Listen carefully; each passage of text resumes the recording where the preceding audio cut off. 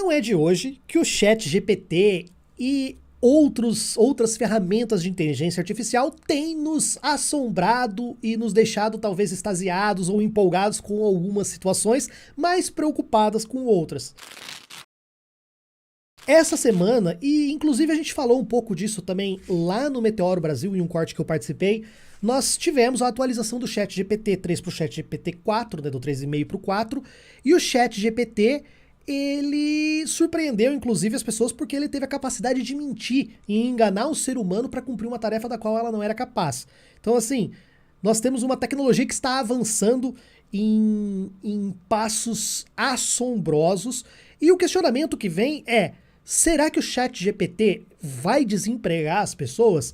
E essa é uma preocupação muito comum e muito natural, especialmente quando nós estamos dentro de um sistema capitalismo, que é um sistema fadado ao fracasso, infelizmente, mas que está sobrevivendo e tem, às vezes, aumentado a força de algumas pessoas aí, os bilionários, cada vez mais bilionários, especialmente durante a pandemia, a gente pode ver isso.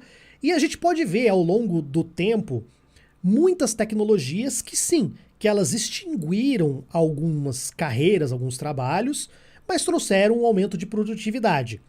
Isso não seria problema se nós não estivéssemos falando de pessoas que acabam perdendo o emprego e acabam, às vezes, ficando fora do mercado de trabalho sem opções. E aí tem aquela máxima que sempre fala: ah, você precisa se inventar, você precisa se...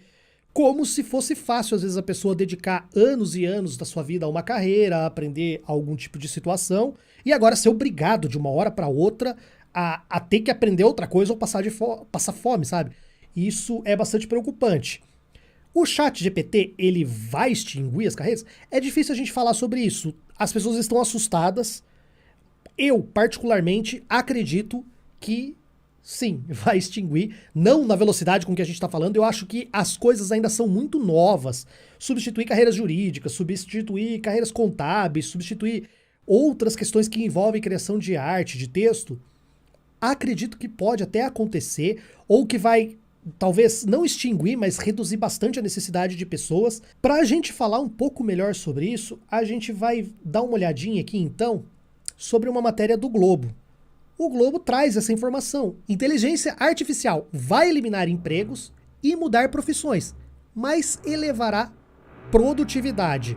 Até mesmo funções que exigem aptidões inerentemente humanas, como publicidade, jurídico, finanças e educação, poderão ser substituídas por ferramentas mais avançadas. E aí, no texto do Globo, continua: por diferentes caminhos, estudiosos tentam antecipar o impacto que a nova era da inteligência artificial generativa terá no mercado de trabalho e no emprego das pessoas. É a primeira vez que essa tecnologia provou ser capaz de substituir os humanos em diferentes tarefas, como o cálculo de impostos, avaliações complexas de seguro, escrita de um texto ou produção de uma imagem. Pois é, aí, sobre isso, essa matéria de 10 anos atrás, até que tudo, fala sobre o Cadu e o Carina, os projetos de veículos autônomos no Brasil. Então, há 10 anos atrás, já tinha essa discussão sobre esses veículos autônomos estarem circulando nas ruas.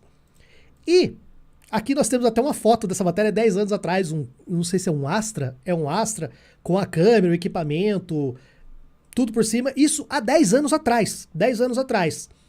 E qual é o impacto disso nos dias de hoje? Nós estamos começando a lidar com os carros autônomos, realmente autônomos. E quando eu falo que nós estamos começando, eu vou trazer aqui para vocês agora um vídeo que está lá no Instagram. Eu peguei no perfil, não sei o nome da garota, mas assistam isso. Aqui nos Estados Unidos agora tem um carro que dirige sozinho. Ele é tipo um Uber, só que você pede e não tem motorista. O carro dirige sozinho. Aqui na cidade de Phoenix a gente vai pedir um pra testar. Ó, como ele vem, até estacionou. Vamos lá. Ele todo estacionado. Ó, tem a letra do seu nome em cima, LC. Eita, que não sabe nem como abrir a porta. Por dentro é um Jaguar, daí fica ali o nome. Daí aqui aparece o nome, aparece pra onde a gente tá indo. Tô apaixonada, o carro é muito lindo. Ui! A gente vai começar a ride. Arizona Wilderness DTPHX. Meu Deus do céu. Eita, como dirige. Press the call support button to speak with a rider support. Aí tá apitando pra gente botar o cinto. Tô me sentindo numa montanha parado aqui, ó. Dirigido Pros pelo passageiros. próprio carro.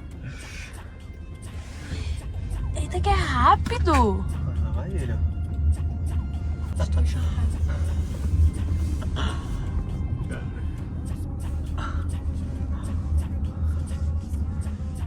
E fica escrito, ó, a hora que a gente vai sair. Motorista. Aí, chegamos. Olha ele estacionando. Nossa, ainda... Please make sure it's clear before exiting. Gente, eu fiquei apaixonada. É isso.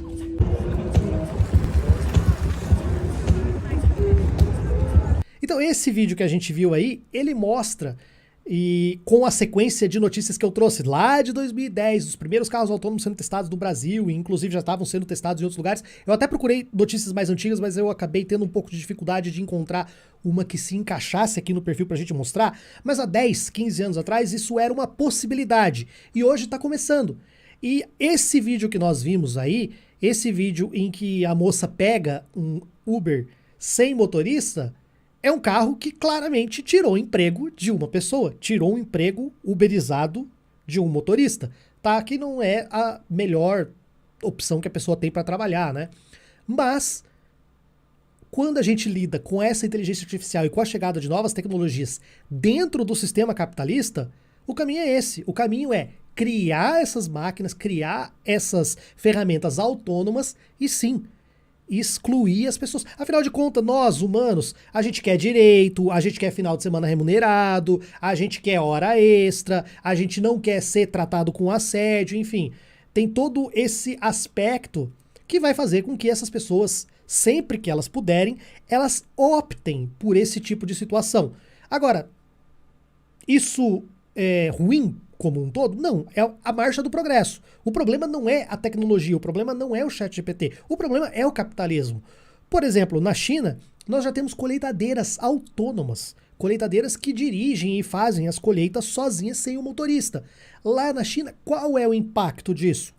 Cara, isso ajudou, e ajudou muito. Por quê? Porque você diminuiu a carga horária das pessoas, você faz com que as pessoas precisem trabalhar menos para continuar tendo acesso aos bens, aos recursos, ao salário que elas tinham.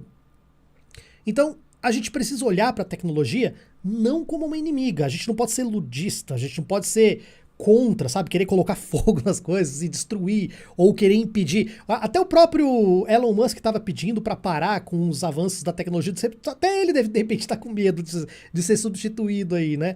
Vai saber. Então, acho que a gente precisa olhar para isso sobre outro prisma. A gente precisa olhar sobre o quanto o nosso sistema é cruel e o quanto o avanço dessa tecnologia vai piorar ainda mais a situação de nós, trabalhadores, dentro do capitalismo. Se nós estivermos em outro tipo de organização, de modo de produção, aí não. Aí a gente, sabe, ficaria até feliz, a gente abraçaria. Eu não sei vocês, eu trabalho há quase 20 anos numa promotoria. Quando eu entrei, já estava informatizado e tal, mas há pouco tempo as pessoas ainda lidavam com máquina de escrever, principalmente na delegacia e em outras situações. Eu vou pegar aqui, por exemplo, de 5 ou 6 anos antes de eu entrar na promotoria, em que as pessoas usavam máquina de escrever. As pessoas conseguiam fazer 2 ou 3 petições no máximo. Petições de 2, 3 laudos. Se fosse fazer uma petição de 5 laudos, a pessoa precisaria o dia inteiro pesquisando, datilografando, sem poder errar, errorex, tudo daquela situação. Hoje, com a informática, com impressora, com internet, com tudo, a gente consegue fazer 20 vezes mais. E aí eu te pergunto, porra, a gente trabalha menos então? Não, a gente trabalha mais. A gente trabalha 50 vezes mais. Eu já tive afastado por burnout, por, sabe, 7 meses de tratamento psicológico, psiquiátrico por causa disso. Por quê? Porque a nossa carga de serviço não diminui. E não é só, eu ainda estou no funcionalismo público e já está terrível. E eu imagino quem está ainda dentro do setor privado, que ainda tem patrões terríveis, que tem toda essa pressão por produtividade, enfim. É complicado, é complicado. Então, a gente não pode se colocar contra a tecnologia. A gente tem que olhar isso, vou voltar a repetir, vou terminar falando isso. A gente tem que olhar para a tecnologia como uma amiga. A gente tem que olhar para o sistema como nosso inimigo.